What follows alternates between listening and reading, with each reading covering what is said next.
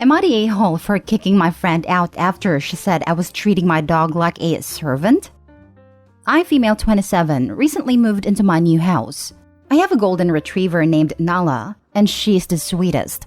I'm deaf too, and that bit is important. When I moved in, I had a bit of trouble having flashing light doorbells put in, and there was a while I had to go without. My friends and family know to give me a call when they drop by, instead of ringing the doorbell, but unfortunately I have missed many a package this way.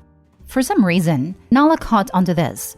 At one point, she began letting me know when someone was at the door. She'd do this in multiple ways. If I was in the living room where I can see the front door, she'd go and paw at the door. Or if I was upstairs, she'd come and gently headbutt me to let me know someone's there. It took me a while to catch on to what she was trying to do though. And now, even though I have my doorbell installed, she still does it. I did not teach her how to do any of this. She just decided to help me out. Lol. Recently, I brought a friend over for the first time. This is the first time she's met Nala as well.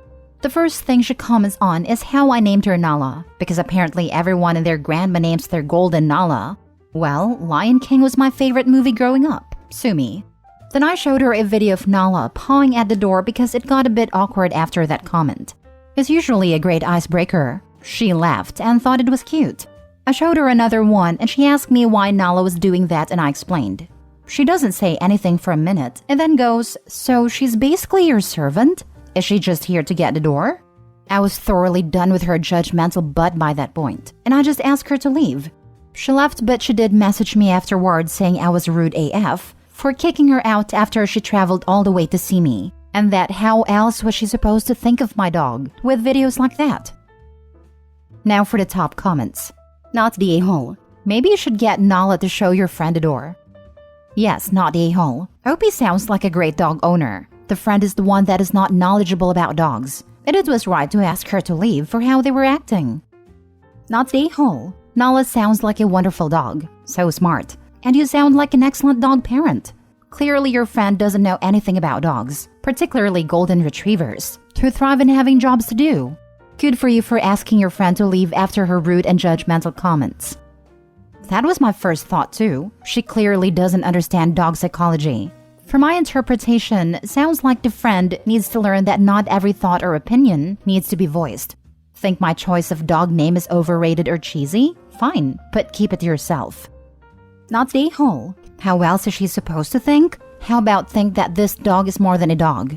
Somehow this dog realized that its owner had a disability and found a way to help with that. Out of love. This is actually one of the most beautiful things I have ever heard. Your friend trying to turn it into some sort of animal exploitation story is twisted and awful. It speaks volumes that she would immediately go there, as opposed to seeing the sweet animal as anything other than a caring friend. Actually kind of gross. Many dogs love having jobs and interacting with their owners. Other animals do too. I tend to notice that some people who don't have animals in their lives often don't understand that animals not only like doing stuff for, /with, /alongside humans, animals even seek humans out. They just jump to cruelty, animal mistreatment, slavery, immediately without evidence. Next story. Am I the a-hole for telling her I'd never choose her over my dog? I got a dog 2 years ago. She's a perfect corgi mix. Super loving, and is always happy to see me. But she has issues that my fiancé of 6 years has never been able to get over, such as resource guarding and anxiety. My dog whines more often than not. Like if I leave the room, she whines. If I walk out to leave, she will bolt out at the door going 110 miles per hour and whine at the car door because she doesn't want me to leave without her. She never bonded with my fiancé. She absolutely tried, but my dog never cared, to be blunt. She's a one-person dog, and I'm her person. Now, the issue is that my fiancé recently found out that she's pregnant. We were told this was impossible and had planned our life out not involving children because we were seriously told by numerous doctors that she could not conceive. She's absolutely terrified. Well, I'm completely indifferent because I was on the fence about kids anyways. And then I was told she couldn't have any, so I was expecting a kid-free life and was fine with it. I mean, we are freaking 30 already. But regardless, there is a piece of me that is stupid excited. So I'm sure my mind will eventually be full-on excited versus kind of put off. The issue is that my wife doesn't want my dog around a baby because of the dog's resource guarding. There are some days where my fiancé can't even get close to me without my dog losing her mind. And she does nip, herding mix. Not hard, but still nips. Yes, she's been in and out of training. She's also in meds for anxiety. Nothing has helped, and if anything, she has regressed. So she doesn't want the dog around our baby. A part of me understands, but a much, much bigger part of me is completely unwilling to let go of my dog, who my fiancé doesn't like anyways. It almost feels like she thinks this is her excuse to get rid of my dog. So anyways, we got into a heated argument about it and I finally snapped and said, I would never freaking choose you over my dog. And I left. Stayed at a hotel for a few days and we didn't speak. I came back today with my dog and she won't even look at me. The second me or the dog walk anywhere near her, she makes a point to walk in the opposite direction. My friends are on my side, but I want unbiased feedback. You're the a-hole. Wow, man. Your fiancé was in your life before the dog was. And in theory, it will be after the dog is ashes and dust. The dog is poorly trained and likely to be unsafe around children. And you're choosing the dog over your future wife? WTF. You'd almost have a point if the dog was in your life first. But there was zero chance I'm staying with someone who tells me that they'd take our new pet over me. No, it is not relevant whether the dog was there first. If you have a dog that resource guards to the point where the fiancé risks getting bit by going near him, you get rid of the dog before the baby comes. End of story. You're the a-hole. This is coming from someone who really dislikes babies. Your dog guarding you from your wife will quickly turn into your dog guarding you from your child. Think about how that will make your child feel. Terrified that a dog who nips their heels will keep them away from their father. That will hamper your relationship with your child. You made your stance clear though. I hope she's either preparing to become a single mother or calling the nearest abortion clinic. You won't be an equal parent, as you're unable to think about the child's needs. Does anyone else get the sense that OP is likely foster this guarding behavior? All the training in the world doesn't mean anything if it's not consistently followed through at home. And OP seems like he enjoys being his dog's only person. You're the a-hole. All around a post hurt my stomach. As someone who just got engaged, if my fiancé said anything like this to me, I'd not only be crushed, but I'd consider this the end of the relationship. You're the a-hole. Why are you with someone you clearly don't even like at a basic level? Your dog will attack your child if you don't do something. What the actual heck is wrong with you? That you don't care that your dog might off your kid? My dog is not going to off the kid. That's dramatic. Dogs have offed children all the time. And yes, the dog can. You aren't taking this seriously. You rather lose fiancé and a child over a dog. Listen, I love my dogs, and I will put myself at risk for them, but never a child. Next story. Am I the a-hole for telling my husband and in-laws that our children do not need to attend their older sister's housewarming party? My husband and I have 3 biological children together. He adopted my child from a prior relationship, and I am a stepmother to his adult child. My husband was divorced from my stepdaughter's mom. She was 8 when my husband and I became serious, and my son was still a baby.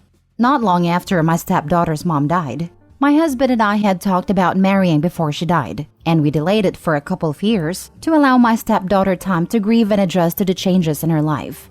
This was with the help of therapy, of course, as we knew a child who lost someone so close would need extra help. Now my stepdaughter is 20, my son is 12, and our children together are 7, 6, and 4. So what happened here is my stepdaughter and her boyfriend recently moved into a house together. She asked for help setting up their dining room, and we all went over to help her. Her house was covered in photos. The landing had them, living room, kitchen, etc. There was not a single photo of her siblings in the house, or me. But it was not seeing one of the kids that led to this. She had her parents, grandparents, aunts and uncles, her cousins, and friends, but there was no sign of the kids anywhere. All of the photos with her dad were older ones from before we met. My 12-year-old, 7 and 6-year-olds noticed too, because they were excited to look around her house. I also couldn't help but notice, because her boyfriend had so many of his siblings, and because there were some of what felt like deliberate choices to make sure she used photos that didn't contain her siblings, including extended family photos from years ago with my husband's side that were taken before her dad and I met. And we know she has photos with her siblings. I always knew she was super crazy about her siblings. I always hoped as she got older she would feel love for them. But it feels like she doesn't think of them as family, or as special enough to be included.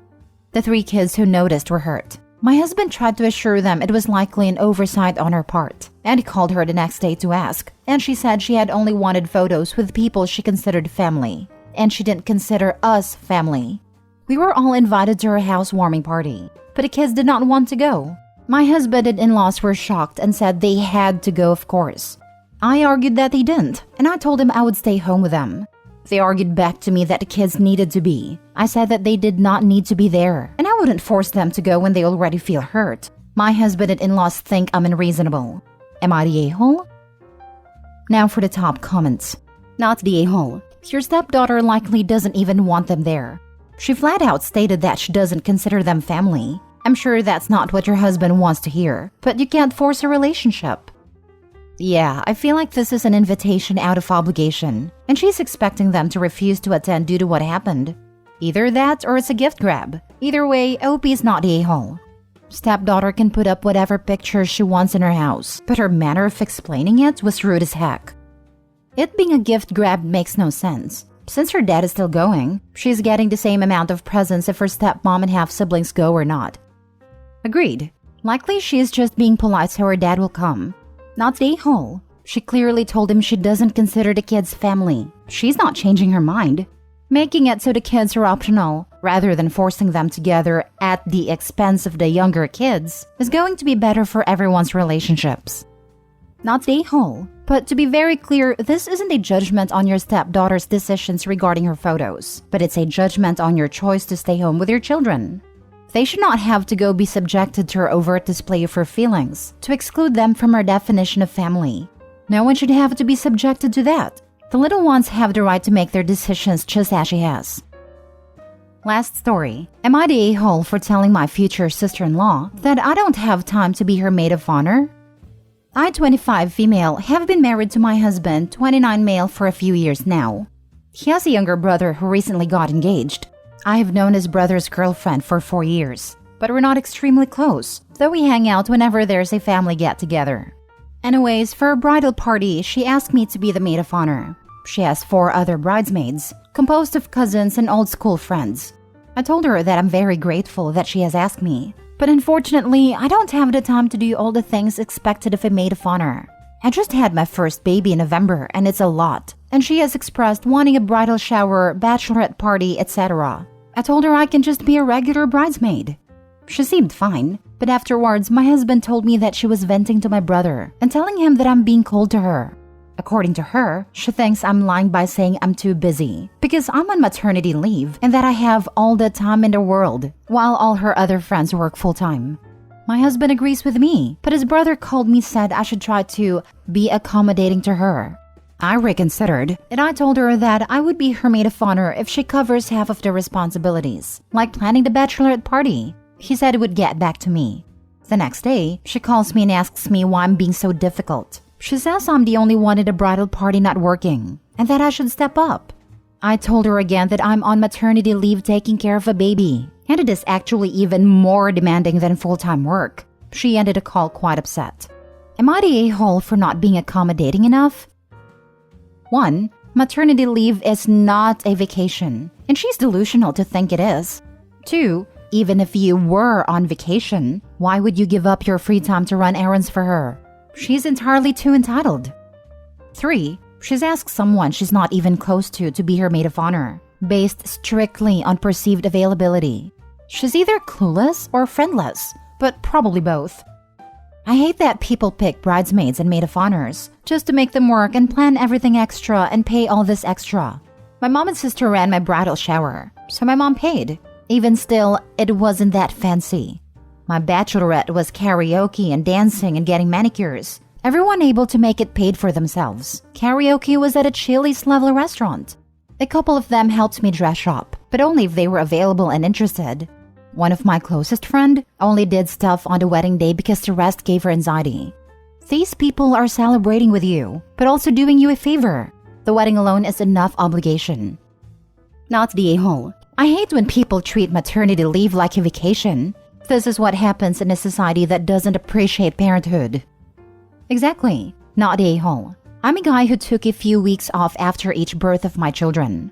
In those weeks, I would do everything except the feeding. That is hard work, though very satisfying. That, combined with lack of sleep, and for a mom, also a body that went through a lot, it's hard. And I don't envy the new moms. Not the a-hole. If I was you, I would post a question of why she's being so insistent. As you said, you are cordial at family gatherings, but you aren't exactly besties. And a maid of honor needs to be someone that not only has the time to be invested in the wedding, but someone that is invested in the bride as well, as the entire point of the maid of honor is to make everything as smooth for the bride as possible. Was she your maid of honor or something? I just can't wrap my mind in why she would want someone that has a cordial relationship with to fill such a big role. She started dating my husband's brother after I got married, so she didn't play a role in my wedding. I think she asked me to be maid of honor for 2 reasons. 1, I'm on maternity leave, and 2, my husband and I probably earn a bit more than her other friends, so we can contribute more financially to her bridal events.